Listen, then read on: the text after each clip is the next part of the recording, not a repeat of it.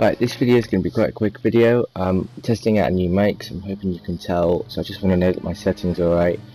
Today or tomorrow I'm going to be doing 2 new videos. I'm going to do one on Rainbow Six Siege, currently how I feel that game's going, and the review on the DLC. I'm also going to do an updated thing on the Division. The Division has gone through major changes recently, and I'm going to talk about them, talk about some of the DLCs which are coming out, and the next update which is going to come out, and things like that. So I'm going to kind of give a massive overview on that, and the fact if I think it's worth going back to, or if I think it's worth picking up currently. So this video is just about PlayStation, getting the most out of your PlayStation and your PlayStation Plus. One big thing a lot of my friends don't do is that every month, on the first Tuesday of the month, you get lots of PlayStation Plus games. Sometimes you get more than other months, but it's always worth adding them to your library. Forget downloading them, forget if you've got the space for them, forget any of those different little factors. No matter what it is, you should always add it to your library. It doesn't take up any space, and it gives you the option in the future to download it. A perfect example of this, for when this was kind of important or people gained from it, was Rocket League. Rocket League wasn't a massive hit when it came out. People didn't really understand what it was or its concept, and it didn't have a large player base. It now has a ridiculous sized player base, and it is a very, very popular game.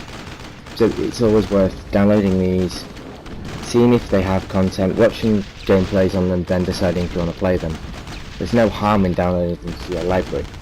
It's always worth doing this as well on PS3 and PS Vita if you own one, just in case. You might think, I'm never going to go back to them, but you have no idea. A game might come out which is a really big hit, and don't forget, some of the games which you will download, you have to have PlayStation Plus to play them.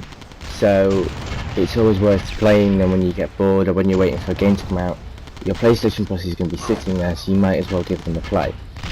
And also, with the PS Vita, if you add them to your library for PS Vita, in the future, after 2 years of having PlayStation Plus, you will have quite a large library of PS Vita games, some of which will be very fun, some of which might be very small, but you can spend a lot of time on, and then you've got a PS Vita with 24 games on it as a bare minimum, for no, besides the cost of the Vita, for no money.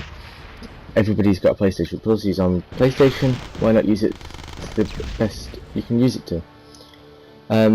So another thing I want to talk about is events and communities. Not a lot of people know this, but events are shown on your top bar with your friends and your party and things like that. Events are incredibly useful. They give you lots of insights to the games you play, or games in general. It will just tell you your games if you choose that. But this means that you can see if a game's having double XP, or if it's having an additional bonus on a weekend. It's a really easy way to see that, and it's incredibly useful for PlayStation Plus games, because that's always a time when you want to try and play it and try it out when you're getting additional bonuses.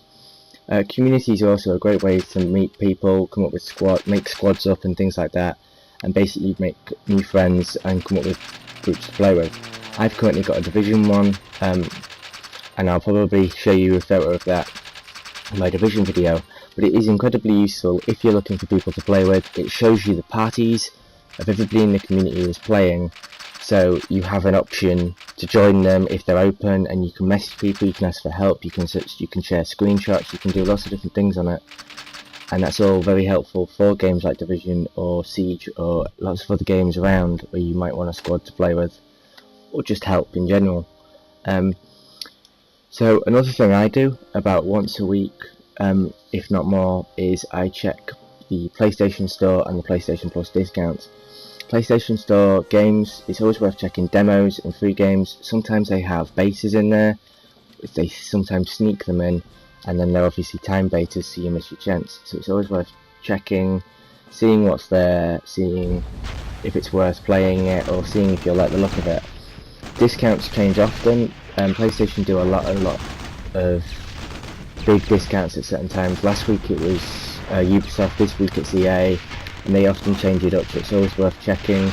You might think you don't want a game right now, but there might be a really good discount, which is always worth trying. So that's about it for this video. It was really quick, but I wanted to test out my new mic, and I want you to see your opinion on it in the comments below. Please like and subscribe, and I'll talk to you later today.